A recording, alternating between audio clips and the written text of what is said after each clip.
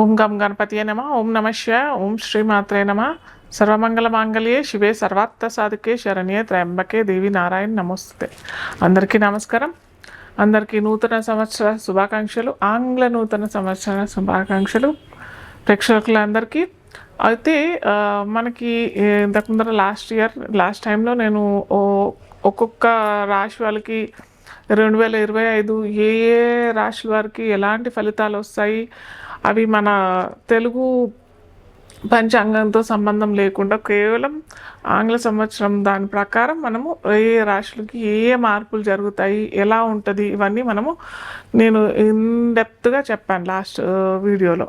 So ఈ రోజు ఏంటంటే మనము త్వరలోనే మనకి ఏ రాశులు ఎఫెక్ట్ ఎలా వస్తున్నాయి, ఏవి ఎలా ఇలాంటి మార్పులు వస్తున్నాయి అని చూసినట్టయితే మనకి ముఖ్యంగా మార్చ్లో షష్టగ్రహ కూటమి అనేది జరుగుతోంది.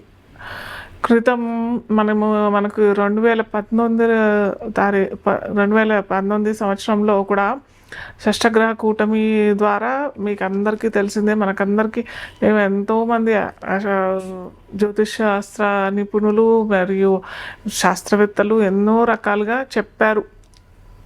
ఖచ్చితంగా ఏదో సంఘటన జరుగుతుంది, అది మానవాతీతంగానికి పెద్ద ఆటంకాలు తెస్తుంది అని చెప్పేసి ఖచ్చితంగా చెప్పాము కూడా.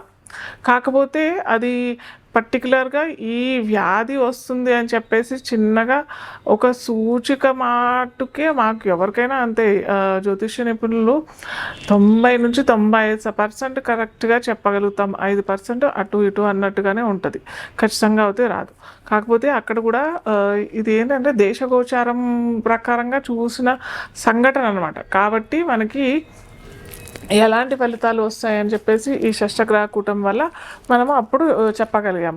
అందరూ జ్యోతిష నిపుణులు చెప్పారు, ఖచ్చితంగా చెప్పారు, ఫలానా తారీఖు ఈ పంచగ్రహ షష్టగ్రహ కూటమి వస్తుంది, దానివల్ల ఏ రాశులు ఇబ్బంది పడతారు కూడా ఖచ్చితంగా చెప్పారు.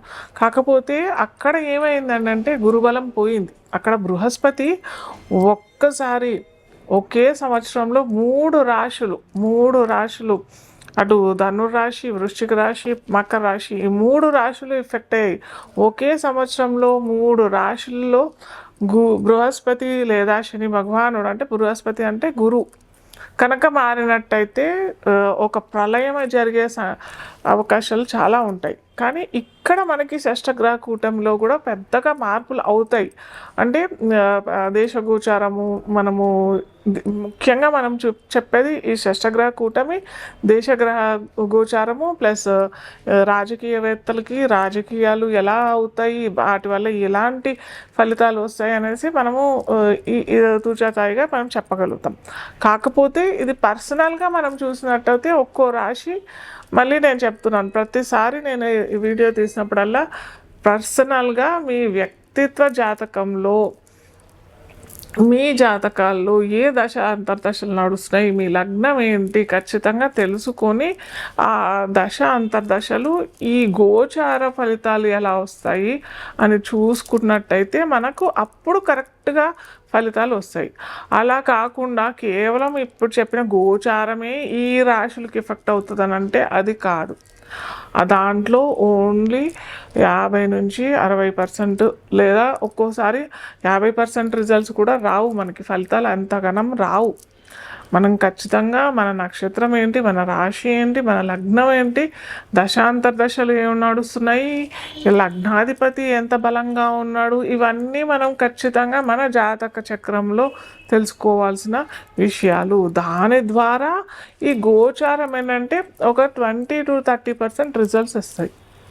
అంతేగాని ఈ గోచారంలో ఇవన్నీ మార్పులు జరిగిపోతున్నాయి, మాకేమో జరిగిపోతుంది, అందరికీ ఏమోనో అయిపోతుంది, అద్భుతాలు అయిపోతాయి, లేదా ఏమీ అవ్వవు, లేదా ఈ పలానా రాశి వాళ్ళు ఇలా అయిపోతారు అన్నట్టు అలా ఏమీ జరగదు.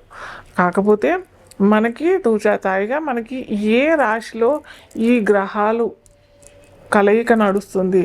యాక్చువల్గా గ్రహ కూటమి అంటేనే షష్టగ్రహం అంటే 6 గ్రహాలు కూటమి అంటే కలుసుకొని ఆ రాశిలో కూర్చు అది కూడా 2 రోజులే జరుగుతుంది సంఘటన. ఎందుకంటే ప్రతి 2.5 రోజులకి చంద్రుడు మారిపోతాడు. చంద్రుడు ఒక రాశి నుంచి ఇంకో రాశికి మారిపోతాడు. కాబట్టి మనకి ఇక్కడ చంద్రుడిని కలుపుకుంటే రవి ఇక్కడ ఉంటాడు, శని భగవానుడు వచ్చేస్తాడు 30వ తారీఖుకి మార్చి 2025 మనకి 30వ తారీఖు ఈ సంఘటన జరుగుతోంది. అయితే అది కూడా 2 రోజులే జరుగుతుంది. అప్పుడు రవి శని భగవానుడు వచ్చేస్తాడు, బుధుడు వచ్చేస్తాడు, శుక్రుడు ఉంటాడు అక్కడే, రాహు కూడా అక్కడే ఉంటాడు. ఈ గ్రహాలు బుధుడు కూడా అక్కడే ఉంటాడు కాబట్టి ఈ గ్రహాలన్నీ ఉంటాయి కాబట్టి మనము ఆ 2 రోజులు మనము షష్టగ్రహ కూటంగా మనం తీసుకుంటాము. ఆ రాశి అంటే మీన రాశిలో పడుతుంది కాబట్టి మీన రాశి వాళ్ళకి ఎలా ఉంటుంది, అలాగే మిగతా రాశులందరికీ కూడా ఎలా ఉంటాయి మనం చూస్తాము ఇప్పుడు తుచతాయిగా. అయితే ఇంకొకటి ఏంటంటే ఇక్కడ తెలుసుకోవాల్సింది చాలా ముఖ్యమైన విషయం ఏంటంటే ఈ ఒక ఆర్క్ లాగా వచ్చేస్తుంది అనమాట. అంటే మనకి 2 రోజులు షష్టగ్రహ కూటమి ఉంటుంది. తర్వాత 2.5 రోజుల తర్వాత చంద్రుడు వచ్చేస్తాడు. తర్వాత 10-15 రోజులకి రవి మారిపోతాడు, మళ్ళీ బుధుడు వెళ్ళిపోతాడు, రాహు మనకి కుంభరాశిలోకి వచ్చేస్తాడు. ఇలా అన్నీ ఒక్కొక్క గ్రహాలు వెళ్ళిపోతుంటాయి. శుక్రుడు వెళ్ళిపోతాడు, బుధుడు వెళ్ళిపోతాడు, ఇవన్నీ వెళ్ళిపోతుంటాయి. కాబట్టి ఆ పంచగ్రహ కూటమి అనేది కూడా మెల్లిమెల్లిగా వీడిపోతుంది. కాకపోతే ఇక్కడ ఈ పంచగ్రహ కూటమి అనేది కూడా 10-15 రోజుల్లో మనకి 7 రాశులకి అంటే 7 లగ్నాలకి మటుకు, అదే 7 లగ్నాలకి మటుకు కాలసర్పదోషం వస్తుంది. అదే చాలా మటుకు అందరూ చెప్పేది ఏంటంటే కాలసర్పదోషం అనేది కాలసర్ప యోగమా అని చెప్పబడుతుంది. మన పూర్వీకులు చెప్పిన విధానం అయితే ఈ కాలసర్పయోగము దేశగోచారంకే వర్తిస్తుంది, కానీ పర్సనల్గా వ్యక్తిత్వ జాతకానికి ఎటువంటి ఇబ్బంది ఉండదు అనేసి చెప్తారు. కానీ కొన్ని లగ్నాలకి మటుకు ఒక్కొక్క 12 రకాల ఇవి కాలసర్పదోషాలు ఉంటాయి.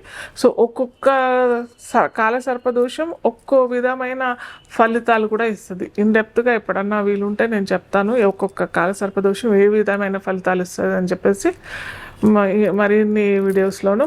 అయితే అలా ఈ 7 లగ్నాలకి మటుకు ఖచ్చితంగా ఈ కాలసర్పదోషం అయితే వర్తిస్తుంది.